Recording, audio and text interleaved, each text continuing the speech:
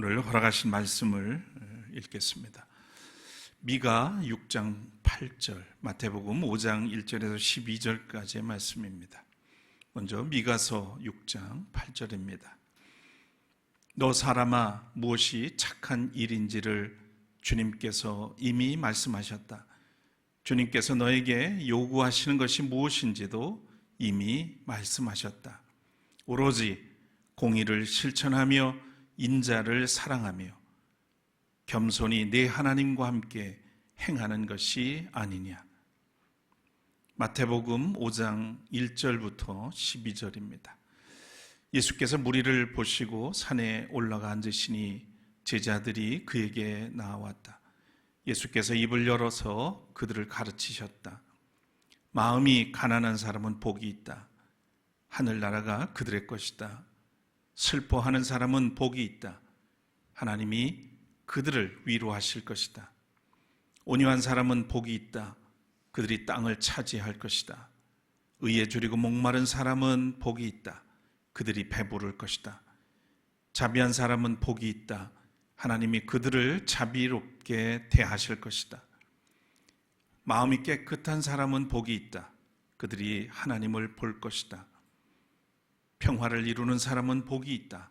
하나님이 그들을 자기의 자녀라고 부르실 것이다. 의를 위하여 박해를 받은 사람은 복이 있다. 하늘나라가 그들의 것이다. 너희가 나 때문에 모욕을 당하고 박해를 받고 터무니없는 말로 온갖 비난을 받으면 복이 있다. 너희는 기뻐하고 즐거워하여라. 하늘에서 받을 너희의 상이 크기 때문이다. 너희보다 먼저 온 예언자들도 이와 같이 박해를 받았다. 이는 하나님의 말씀입니다.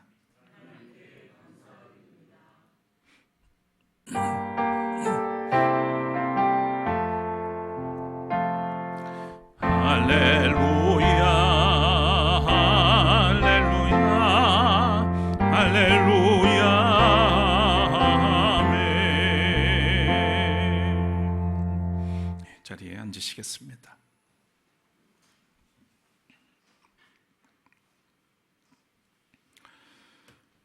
우리는 모두 빚을 지고 삽니다. 복음의 빚을 지고 사랑의 빚을 지고 살죠. 오늘 나로 이렇게 살아있게 하는 것은 앞서간 이들의 수고와 헌신과 희생의 결과일 것입니다. 부모님의 희생과 헌신으로 나와 우리 가정이 있고, 가난과 척박한 환경에서도 믿음으로 교회를 세우고 지켜온 신앙의 선배들의 헌신이 있었기에 오늘 우리가 예배 드릴 수 있는 것입니다. 오늘 우리가 자유와 평화 또 정의로운 사회에 살아가게 된 것도 독재 시대를 청산하기 위해서 투신했던 민주 인사들의 희생의 결과임에 틀림이 없습니다. 어제 고 이해찬 전 국무총리의 연결식을 보면서 든 생각들입니다. 고인은 최근 민주평화통일자문회의 아시아 태평양 지역회의 참석차 베트남에 갔다가 쓰러져서 25일 영면하셨습니다. 우리 사회에 그리고 정치에 민주주의 가치가 뿌리내리도록 헌신한 특별한 분으로 저는 기억합니다. 평생을 자신의 안위보다 공적 삶을 사신 분이죠. 하나님의 은혜로 구원받은 그리스도인은 사적 존재가 아니라 타자를 섬기는 공적 존재로 살아야 합니다. 따라서 빚진 자의 마음, 채무의식을 가지고 산다는 것은 때로 부담일 수 있지만 나를 나답게 또 경거망동하지 않고 진지하고 겸손하게 살아가도록 이끄는 동기가 될 것입니다. 오늘도 빚진 자의 마음으로 예배의 자리로 나오신 여러분들에게 우리 주님의 위로와 평강이 함께 하시기를 빕니다. 찬양 올리겠습니다.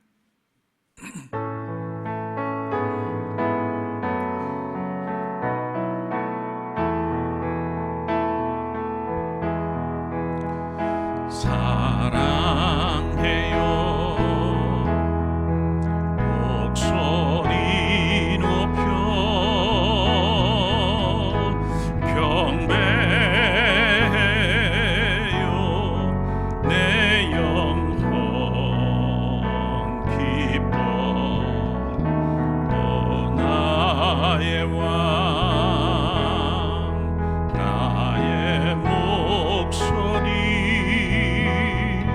주님 귀에 곱게 울리기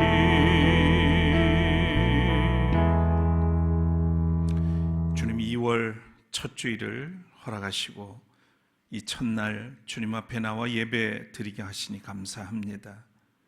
오늘 은급주일을 맞았습니다. 지난날 어려운 환경 속에서도 목회자로 부름받고 감리교회를 이 땅에 세우며 하나님의 뜻을 이 땅에 실현하기 위해서 헌신하신 목회자들, 원로 목사님들을 기억합니다. 그들의 헌신과 수고와 또 강단을 통해서 뿌려놓은 복음의 씨앗들이 지금 이 순간에도 자라나고 열매 맺고 있음을 믿습니다. 오늘 우리가 또한 주님 앞에 헌신하고 뿌리는 씨앗들이 또 후대의 언젠가 누군가에게 의미 있는 또 복된 삶으로 이끄는 그런 기반이 될 줄로 믿습니다. 우리는 빚진 자로 살아갑니다. 그 채무의식을 가지고 더 하나님 앞에 겸손하게 살아가는 믿음의 사람들이 되기를 소원합니다. 오늘도 부족한 종을 세우셨습니다. 주의 뜻을 이루어 주시고 주님의 말씀이 선포되는 과정을 통해서 주께서 계획하시고 뜻하시는 것들을 이루어 주옵소서. 우리 모두가 주님 앞에 또 말씀 앞에 열린 마음으로 나아가도록 이끌어 주시옵소서. 예수 그리스도의 이름으로 간절히 기도드립니다. 아멘.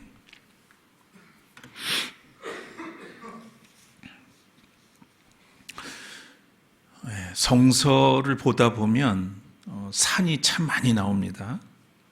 산에서 일어난 많은 기사들이 있죠. 산은 그래서 언제나 성서에서는 신성한 곳으로 기억됩니다. 사람들이 모여들고 말이 시작되기 전부터 이미 무언의 가르침이 흐르는 자리, 그것이 바로 예수님이 산에서 설교를 하는 그런 모습을 우리는 그려보게 됩니다.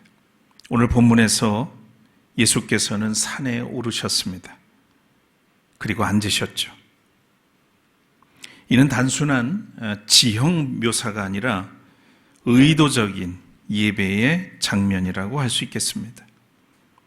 구약에서 하나님께서 계시를 주실 때 자주 등장하던 바로 그 자리, 산 위에서 예수님은 입을 여시고 너희에게 복이 있다 이렇게 선포하셨습니다. 우리는 흔히 복을 결과로 생각하곤 합니다. 열심히 살면 또 바르게 살면 신앙생활을 잘하면 뒤따라오는 보상처럼 그렇게 여기곤 하죠. 그러나 산상설교에서 예수께서 말씀하시는 복은 결과가 아니라 존재의 선언이라고 하겠습니다. 이런 사람은 이미 하나님 나라 안에 있다라고 하는 것을 말씀하고 있기 때문이죠. 마태복음 5장은 흔히 팔복이라고 불리고 있죠. 그리스도인의 윤리강령이라고도 말하곤 합니다. 그러나 또 다른 측면에서 보면 이 팔복에 나오는 말씀들은 예배의 언어이기도 합니다. 예수 앞에 모인 사람들은 성공한 이들이 아니었습니다. 갈릴리 주변에서 모여든 가난하고 병들고 또 억눌린 사람들, 삶의 중심이 흔들린 그런 사람들이었습니다. 예수는 그들을 향해서 너희가 복이 있다 이렇게 말씀하셨습니다. 여기서 마음이 가난한 사람이 복이 있다고 하셨는데, 이 마음이 가난한 사람은 경제적 빈곤만을 뜻하지 않습니다. 성서학자들은 이 표현이 하나님 앞에서 자기 의의를 내려놓은 상태라고 해석하기도 합니다. 다시 말해서 스스로를 붙들 힘이 없음을 아는 그런 영적 상태에 있는 사람을 가리킵니다. 예배자는 바로 이런 사람이죠. 자기 인생을 스스로 예배하지 않는 사람입니다. 하나님을 예배한다고 하면서 종종 자기를 예배하는 사람들이 기독교인 중에는 적지 않습니다. 그래서 교회에 와서 자기 과시하는 것에 급급한 그런 사람들도 많이 있죠. 예배자라고 하는 것은 온전히 하늘을 우러러 하나님의 도우심을 구하며 사는 사람이라고 하겠습니다. 슬퍼하는 사람, 온유한 사람, 의에 줄이고 목마른 사람도 마찬가지입니다. 이들은 세상의 경쟁 논리에서 뒤처진 그런 사람들이 아니라 하나님을 향해 마음을 열어둔 사람들을 말합니다. 예배자는 세상의 성공을 향해 이를 악무는 사람이 아닙니다. 하나님의 뜻 앞에서 마음이 먼저 반응하는 사람이죠. 예수께서 말씀하시는 복은 내면에서 시작해서 관계로 확장됩니다. 자비로운 사람, 마음이 깨끗한 사람, 평화를 이루는 사람은 모두 하나님과의 관계가 이웃과의 관계로 흘러간 사람들이라고 하겠습니다. 하나님과의 관계를 통해서 그 사랑이 차고 넘쳐서 이웃에게로 흘러가는 그런 삶을 사는 사람들. 그래야 자비롭고 마음이 깨끗하고 싸움이 있는 곳에 평화를 나누는 그런 사람들이 되는 거죠. 여기서 우리는 자연스럽게 미가서의 질문과 마주하게 됩니다. 내가 무엇을 가지고 주님 앞에 나아가야 합니까? 번제입니까? 송아지입니까? 수천 마리의 순양입니까? 이렇게 묻는 백성들을 향해서 미가 선지자는 이렇게 말합니다. 하나님께서 요구하시는 것은 제사의 양이 아니라 삶의 방향이라고 말을 합니다. 하나님께서 요구하시는 것은 제사의 양이 아니라 삶의 방향이다. 우리가 읽은 미가 6장 8절 말씀을 다시 한번 보시죠. 같이 한번 읽으실까요? 너 사람아, 무엇이 착한 일인지 주님께서 이미 말씀하셨다. 주님께서 너에게 요구하시는 것이 무엇인지도 이미 말씀하셨다. 오로지 공의를 실천하며 인자를 사랑하며 겸손히 네 하나님과 함께 행하는 것이 아니냐. 우리가 뭘 가지고 하나님께 나아갈까요? 이렇게 묻는 백성들을 향해서 이미 하나님께서 말씀하셨다는 거예요. 나는 재물을 받고자 하는 것이 아니다. 재물보다 더 중요한 것은 너희가 정직하게 공의롭게 사는가 하는 문제다. 또 내 이웃을 진정으로 사랑하느냐라고 하는 것이다. 그리고 겸손하게 하나님과 동행하는 삶을 살고 있는가? 그것이 중요하지 재물이 중요하지 않다라고 미가 선지자의 입을 통해서 하나님이 말씀하신 겁니다. 바로 이것이 예배자의 실체입니다.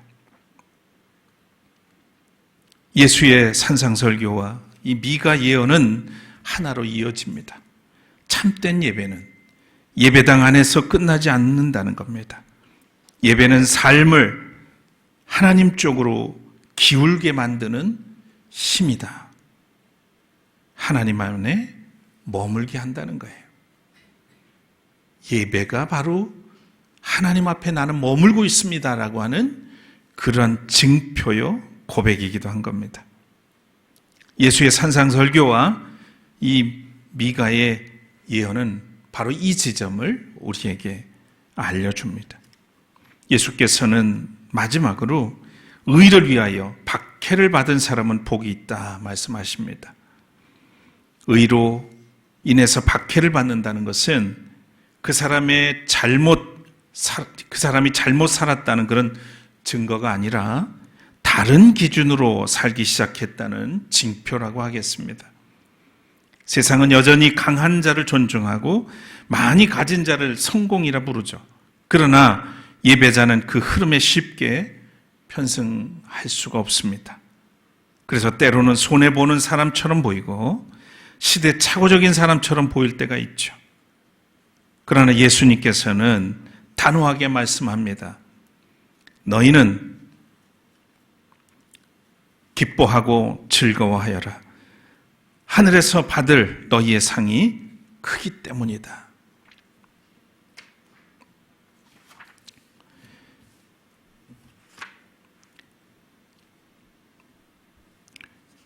이 복은 소유의 크기가 아니라 소속의 깊이에서 옵니다.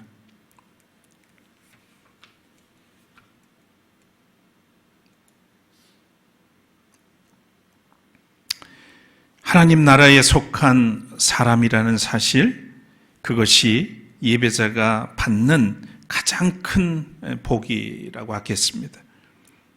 하늘에 속한 사람은 예배를 드리지 않을 수 없죠. 참된 예배를 통해서 복을 받고 누린 성서의 인물을 생각하다가 조심스럽게 다윗을 떠올리게 됐습니다. 다윗은 흠이 없는 성인이 아니었습니다. 그러나 그는 예배의 방향이 아주 분명했던 그런 사람이었습니다. 그래서 그의 삶은 팔복의 언어와 깊이 연결이 되어 있습니다. 다윗의 예배는 언제나 마음의 자세에서 비롯되었습니다. 그는 왕이었지만 하나님 앞에서는 스스로 왕으로 여기지 않았어요. 마음이 가난한 사람은 복이 있다는 예수의 이 선언은 다윗의 생애 전체를 관통하는 고백처럼 들립니다. 그는 힘과 권력을 가질수록 오히려 하나님 앞에서 자신이 얼마나 연약하고 또 의존적인 존재인지를 분명하게 인식한 사람입니다. 언약궤가 예루살렘으로 들어오던 날 다윗은 왕의 체면을 내려놓고 춤을 추죠. 그 장면은 단순한 종교적 열정이 아니라 예배란 하나님 앞에서 자신을 숨기지 않는 일이라는 사실을 보여줍니다. 있는 그대로 하나님 앞에 자기를 내어 보이는 그것이 예배라는 거예요.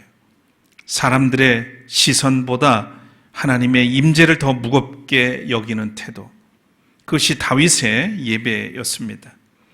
미가서가 말하는 겸손하게 하나님과 동행하는 삶이 바로 이 장면 안에 담겨져 있다고 하겠습니다.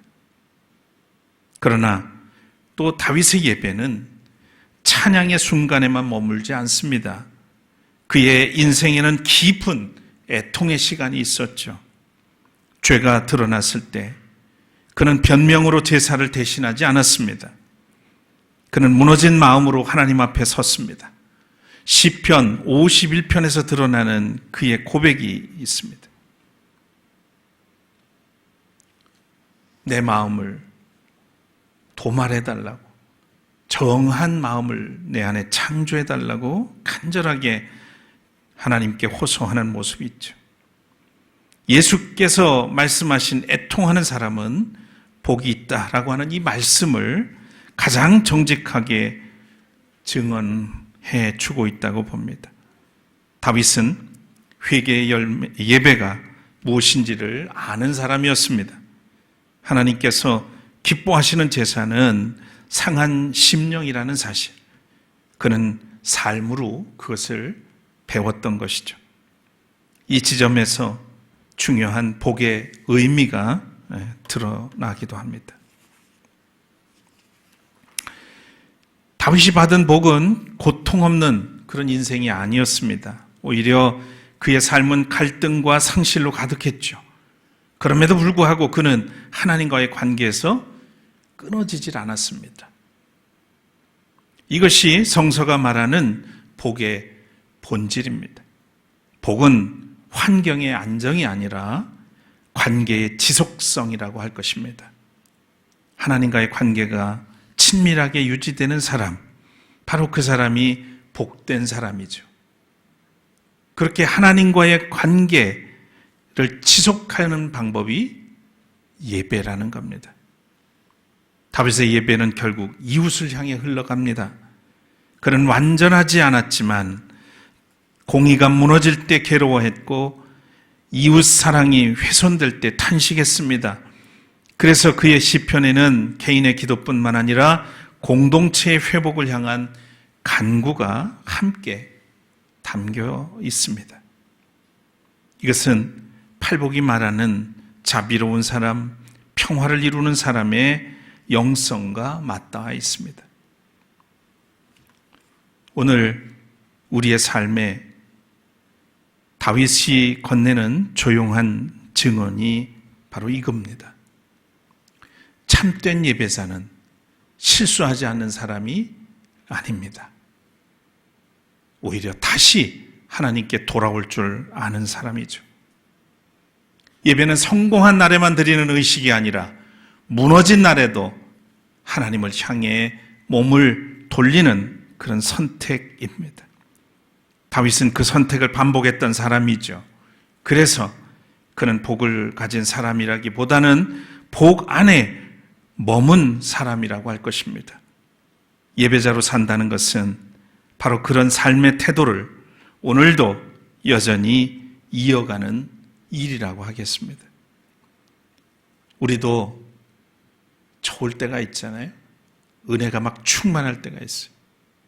또 어느 때는 아주 사소한 것으로 마음이 상하고 그렇게 기쁘게 하나님을 예배할 마음조차 없는, 들지 않는, 기도하기조차 싫은 그런 때도 우리에게 있죠.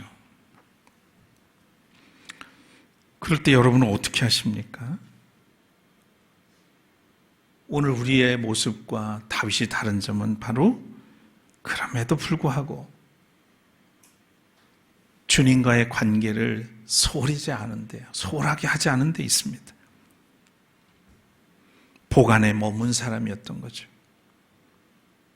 여러분, 예배자로 산다는 것은 바로 그런 삶의 태도를 지금 계속 이어가는 겁니다. 지금 예배의 자리에 지금 와서 앉아있는 분들 중에도 아주 각양각색일 거예요. 저는 여러분의 속을 알 수 없어요. 하나님은 아십니다. 그러나 그럼에도 불구하고 여기 와서 나와서 앉아있다는 그것만으로도 우리는 그 하나님과의 관계를 친밀하게 유지하는 길이라고 하는 것을 우리는 기억해야 할 것 같습니다. 하나님께서 우리에게 예배를 요구하시는 이유는 우리를 얽매기 위해서가 아니라 살리기 위해서입니다. 예배는 영혼의 거울을 닦는 시간입니다. 따라 하실까요? 예배는 영혼의 거울을 닦는 시간입니다. 이 시간 우리는 딴 생각하고 있으면 안 되고요. 주님이 이 시간 나에게 임재하셔서 내 더럽혀진 영혼을 깨끗이 닦아주시기를 바라는 그런 심정으로 함께 하셔야 된다 이 말이에요. 거울은 한두 번 닦아두면 끝이 아니죠. 자주 닦아야 됩니다. 그래야 있는 그대로의 모습을 비춰볼 수가 있죠. 우리의 영혼도 마찬가지입니다. 예배하지 않으면 우리의 영혼의 거울에는 먼지가 소복히 쌓이게 됩니다. 영혼의 거울이 흐려지면 어떻게 되나요? 내 안에 남아있는 하나님의 형상이 보이지 않습니다. 내 안에 계신 그리스도가 보이지 않아요. 하나님께서 나를 위해서 준비하신 그리고 예비하신 은총이 그리고 삶의 방향이 모호하게 됩니다. 프랑스의 철학자 시몬 베유라고 하는 분은 인간의 불행이 보지 못함이 아니라 잘못 봄에서 시작된다 이렇게 말했어요. 예배는 우리 삶을 바꾸기 전에 먼저 우리의 시선을 바로잡는 시간입니다. 이것을 정견 한자로 그렇죠? 바로 봄이라고 부르는 거예요. 바로 보아야 깨닫고 깨달아야 바르게 살 수 있습니다. 그 출발점이 바로 예배인 줄 믿으시기 바랍니다. 그래서 예배를 잃어버리면 신앙이 흐트러지고 삶의 기준도 함께 흐려지게 되는 것이죠. 저는 이거 참 많이 경험했어요. 온전하게 예배드리지 못했을 때 그 한 주간의 삶이 무질서해지는 그 경험을 해본 적이 있습니다. 목사가 되기 전에 그 경험이 훨씬 크고요.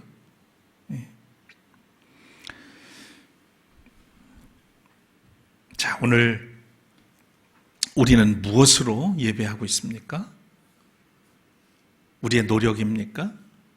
여러분의 헌신입니까? 또 바쁜 봉사입니까? 하나님께서 찾으시는 예배자는 하나님 앞에서 스스로 정직하게 질문을 던지는 사람일 겁니다. 나는 지금 누구의 기준으로 살고 있는가? 나는 정의 앞에서, 공의 앞에서 침묵하고 있지는 않는가? 나는 인자를 사랑하는 그것보다 그것을 뒤로 다른 효율적인 일들을 때문에 미루고 있지는 않는가? 나는 하나님 앞에서 정말 겸손하게 걸어가고 있는가?